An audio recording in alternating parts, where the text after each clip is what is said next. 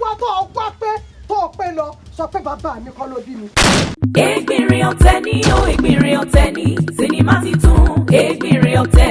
bá ń ṣe ń pàgàn ní gbọ̀ngbọ̀n ẹ wo bí ọ̀tẹ̀ ṣe tú ìlú tó bí balẹ̀ ara jẹ́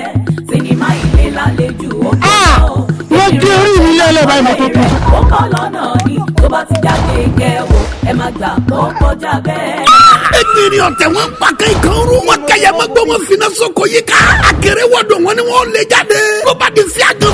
ìjà gbọ̀ngàn iná bara kúta òjò palami ọ̀kayọ̀ làálà wọn dáná ògùn fúnra wọn yá ìjà bẹ ní agbá àtògùn mi yí ogun gbógun mi ìrònú di méjì fábọmi sẹ́nu fẹ́nà iná ò gbọ́dọ̀ kú omi ò gbọ́dọ̀ jò dànù wọn fẹ́ jogun kógun ìtànkìtàn ni wọ́n ń pa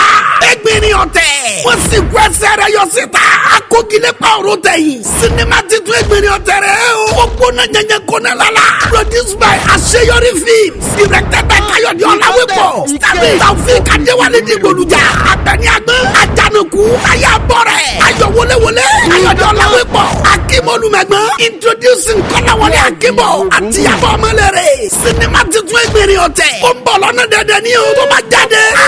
ẹ máa gbàgbó kọjá bẹ́ẹ̀ ẹ kú ojú lọ́nà ẹ̀.